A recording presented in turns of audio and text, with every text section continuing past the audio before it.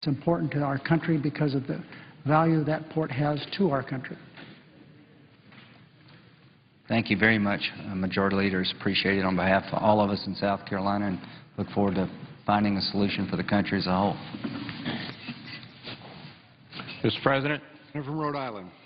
Mr. President, I rise today to pay tribute to Specialist Dennis Danny Poulin, a Rhode Islander who served in the Massachusetts National Guard. On March 28th, Specialist Poulin was a gunner in an MRAP when it rolled over in Kunar Province, Afghanistan. He was medically evacuated to Landstuhl Regional Medical Center in Germany, where tragically he died 2 days later, but surrounded by his loving family. He was laid to rest today in Rhode Island. Specialist Poulin grew up in Pawtucket, Rhode Island, and graduated in 2004 from Tolman High School. He joined the National Guard in 2008 and was promoted as a specialist in May of 2010. As a member of the Massachusetts National Guard Headquarters Company, 1st Battalion, 181st Infantry Regiment, he deployed to Afghanistan in July 2010. Each generation of Americans is called upon to protect and sustain our democracy. And there are no greater heroes than the men and women who have worn the uniform of this nation and who have sacrificed this country to keep it safe and to keep it free. It is our duty to protect the freedom they sacrificed their lives for through our service, our citizenship. We must continue to keep their memories alive and honor their heroism. Today, our thoughts are with Specialist Poulin's mother, Doris, his father, Richard, his sisters, Jennifer and Angelique, his longtime girlfriend, Ashley, and their son, Nicholas, and all of his family, friends, and his comrades in arms. We join them in commemorating his sacrifice and honoring his example of selfless service, of love and courage that he has demonstrated to all of us. Specialist Poulin is one among many Rhode Islanders who have proven their loyalty, their integrity, and their personal courage by giving the last full measure of their lives in the service of the country, in Afghanistan, in Iraq, and throughout the centuries. Today, we honor his memory and honor the memory of those who have served and those who have sacrificed. Mr. President, with that, I would yield the floor. Mr. President. Senator from Rhode Island. Mr. President, I am honored to join my senior senator from Rhode Island, Jack Reed, today on the floor of the United States Senate to honor the brave service of Specialist Dennis C. Poulin, who died of injuries sustained while serving his country in Afghanistan. Specialist Poulin, or Danny as he was known, had been assigned to the Kunar Provincial Reconstruction Team in Afghanistan. I have visited on several occasions the Kandahar Provincial Reconstruction Team, and I am well aware of the demands that are put on the security teams who allow the provincial reconstruction offices to do their vital work. Danny's vehicle overturned while he was conducting a mounted combat patrol, causing severe injuries. Sadly, as a result of those injuries, he passed away on March 31st, 2011, at Landstuhl Medical Center, surrounded by his family. Danny was born in Pawtucket, Rhode Island, where he lived for most of his life.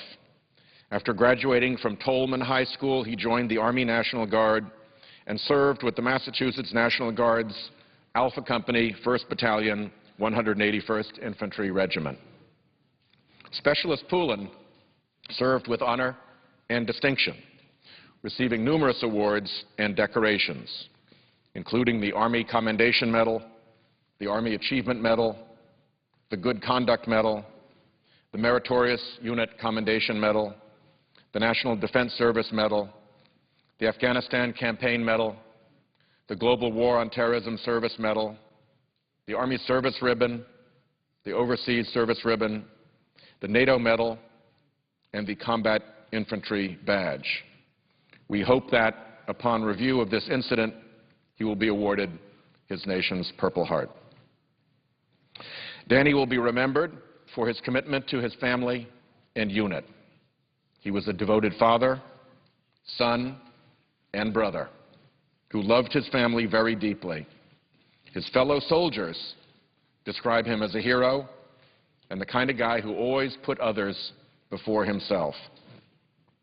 As family and friends gather today in Rhode Island for his memorial service, I would like to join Senator Reid in expressing my most sincere condolences for this terrible loss to his family and to our state. And on behalf of all Rhode Islanders, I want to thank Danny for his selfless service and his ultimate sacrifice. Our hearts go out to his mother, Doris, to his father, Richard, to his sisters, Jennifer and Angelique, to his girlfriend, Ashley Shylene, and especially to his 5-year-old son, Nicholas, who will carry on his legacy and spirit. We will never forget the sacrifice that Danny, that his family and friends have endured for our country, and my thoughts and prayers are with them during this difficult time. Mr. President, I thank the Senate for their attention to these remarks, and I yield the floor. Mr. President, Majority Leader. I ask unanimous consent that at 11 a.m. on Tuesday, May 3rd, the Senate resume consideration of S-493, Small Business Jobs Bill. No amendments, points of order, or motions be in order during the pendency of this agreement, other than the amendments listed in this agreement, and budget points of order and applicable motion to waive. That the pending amendments be set aside, and Senator Landrieu or her designee be recognized to call the following amendments. Dement number 300 to Paul 199. Carpo 289 with modification, which is at the desk. Pryor number 278, Merkley 272, and Landrieu number 234. That the Dement second-degree amendment number 300 be agreed to. The time until 2:15 be equally divided between the two leaders or the designees. At 2:15 p.m., the Senate proceed to votes in relation to the following amendments in the order listed below. Cornyn 186, Paul 199 as amended, Hutchinson 197, Cardin number 240, Snow 253, Pryor 289 as modified, Pryor number 278, Merkley number 272, and Landrieu number 234. That there be no amendments in order to the amendment prior to the votes other than the Dement second-degree amendment to the Paul amendment. That each amendment be subject to a 60-vote threshold, and the motions to reconsider be considered made and laid on the table. Further, that the Vitter amendment number 178 and the Pryor amendment number 229 be withdrawn. Is there objection? Senator from Maine. Reserving the right to object, I have an additional amendment that I'd like considered in this list, and I thought that we had an agreement that there would be an even number of amendments offered on both sides. And now I understand in the agreement that's put forward by the majority leader, there are 6 amendments on the Democratic side and 4 amendments on our side. I would like to ask consent because I thought my amendment, Snow Amendment 299, would also be included in the agreement. So I'm asking unanimous consent that the order be modified to include Snow Amendment number 299. Mr. President. Will Leader modify? Mr. President. Leader. I object to my friend's request with the following explanation. We've worked very hard to get this bill done. This is a committee that the senator from Maine was chairman of this committee. She's now the ranking member. This legislation underlying this is extremely important. It has done in the past wonderful things for our country. This innovation that this bill allows to go forward has created things like the electric toothbrush and many other things. It's a good piece of legislation. My friend from Maine's legislation is not relevant or germane to this legislation. What is going to happen if she objects to the consent which I have offered, this bill will not go forward. And that is too bad. We have worked all week long, in fact, some into last week, trying to get these amendments cleared and agreed to. The sad part about her amendment is we can't get agreement, not only from our side, but on her side, without going into detail who they are. People don't want to do this amendment because it has no direct relevance to this legislation. In addition to that, Mr. President, her legislation has not had a hearing.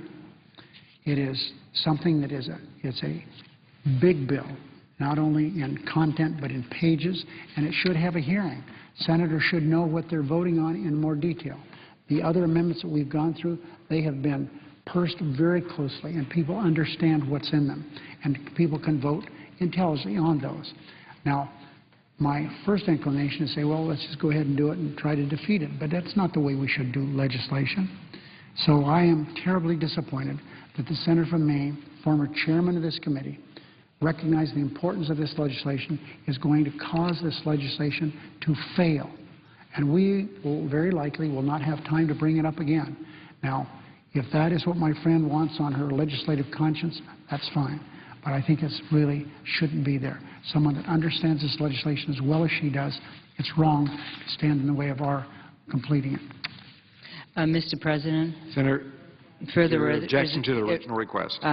further reserving the right to object. Senator from Maine. Mr. President, I appreciate the comments that have been made by the Majority Leader, but to the contrary, this is very relevant to the underlying legislation. It's about regulatory reform. And if you would ask the small business community exactly what is their major priority in the United States Congress, it would be regulatory reform. Undeniably, it is one of the most onerous burdens placed on small businesses today in our economic well-being. We have had numerous hearings within our committee, certainly, on the issue of regulatory reform.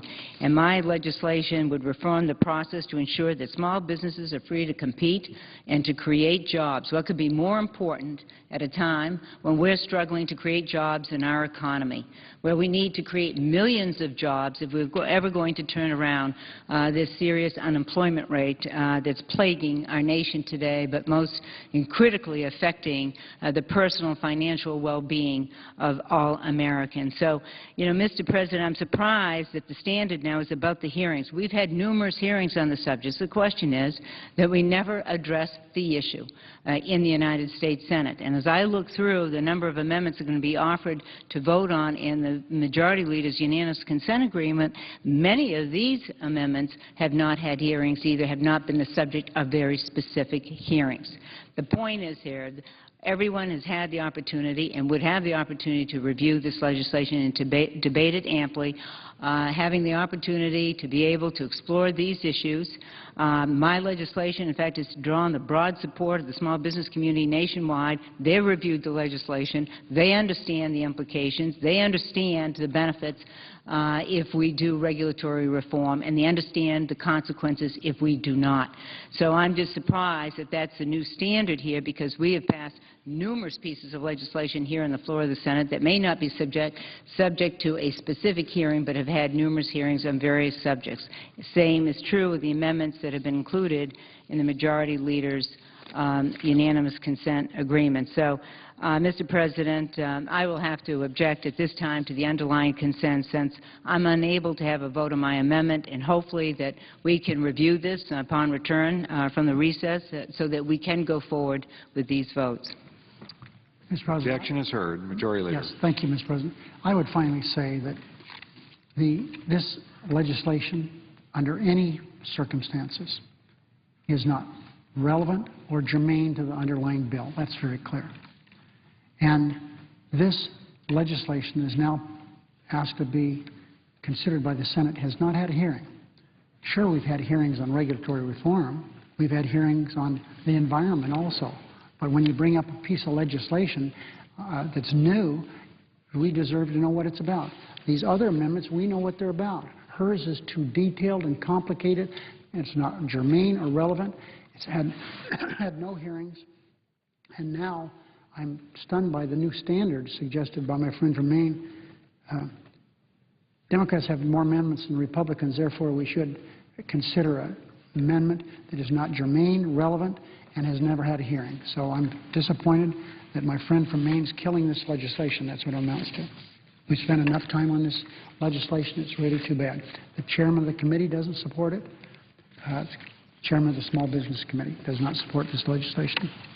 Mr. President. Senator from Maine. Thank you, Mr. President. I heard the Majority Leader's comments, and I appreciate them.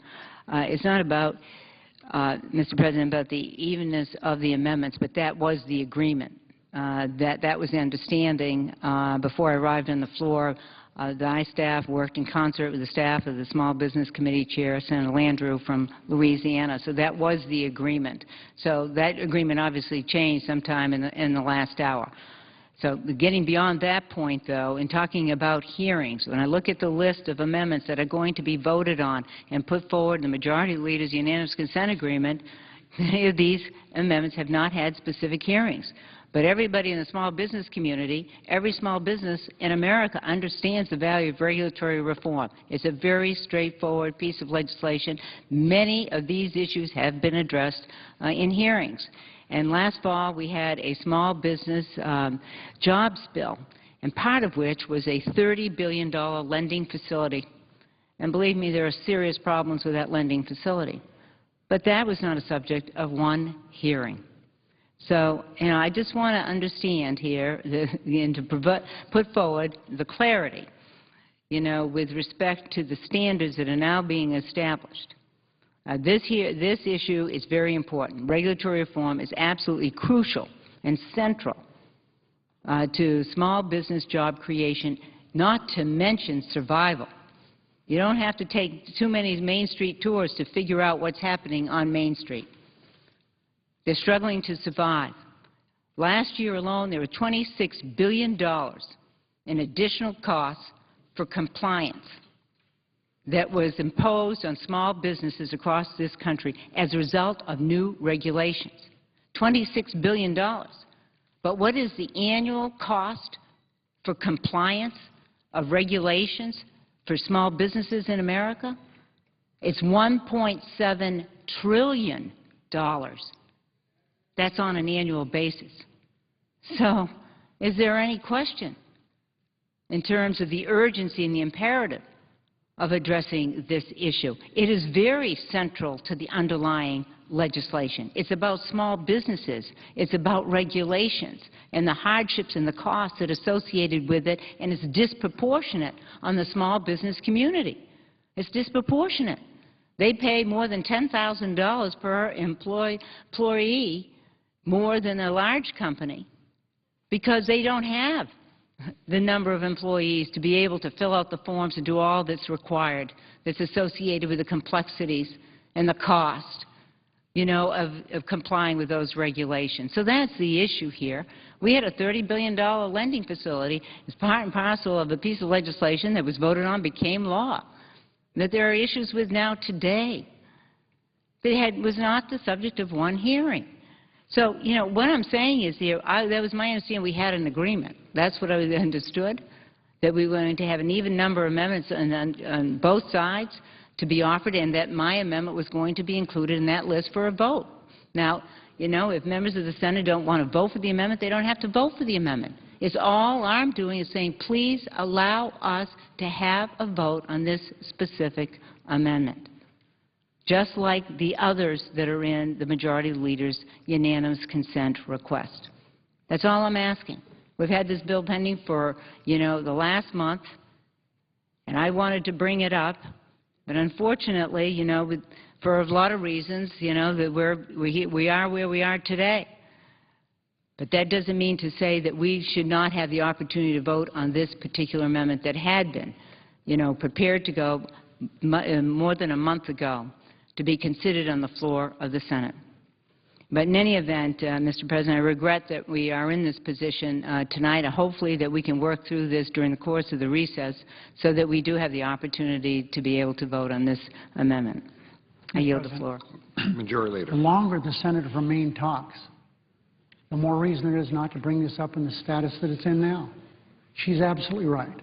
The issue she talks about in the Wall Street Reform Bill was brought in at a time there hadn't been hearings, and it has created a furor around the country. Now there's people on all sides of the issue trying to change that. That's why we need to hold hearings. She's absolutely right.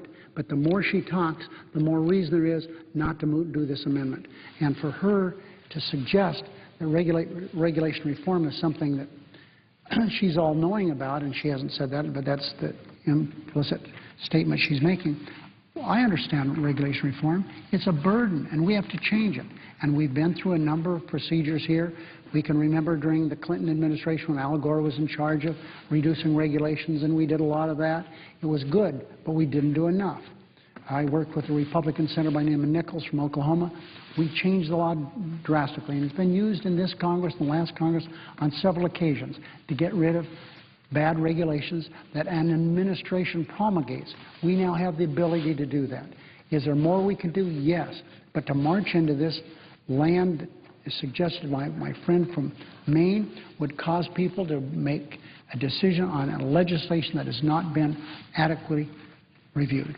That's why I repeat, the more she talks about what needs to be done around here, the more reason there is not to do her legislation. And this bill, and as far as any agreement, I had no agreement with anybody. This consent agreement was drafted just a short time ago. I've never suggested to the senator from Maine, we've never had a conversation about this until during the last votes. I moved to proceed to this bill, Mr. President, more than a month ago. More than a month ago. There comes a time we have to move the bill or move to something else. During our next work period, we have some big, important things to do. We're going to have to deal with the Patriot Act. We have other things that are extremely important. And we cannot spend more time in this legislation. It's unfair to our country. It's unfair to the small business community who badly wants this legislation to go forward so they can do things, as I repeat, like invent more electric toothbrush type procedures or items. And there's comes a time when we have to make a decision as to whether people are just stalling this legislation or trying to send some political message saying, look, I was able to offer an amendment. I want to do regulation reform, when there's no chance in the world that the senators have adequate information upon which to vote. So I'm very disappointed that very, very likely this legislation will be killed as a result of my friend, the former chairman of this committee. And certainly I hope she understands how important this underlying legislation is and how her legislation has nothing to do. It's within the keeping of germaneness or relevancy to this legislation. I would note the absence of quorum. Clerk will call the roll. Mr. Akaka.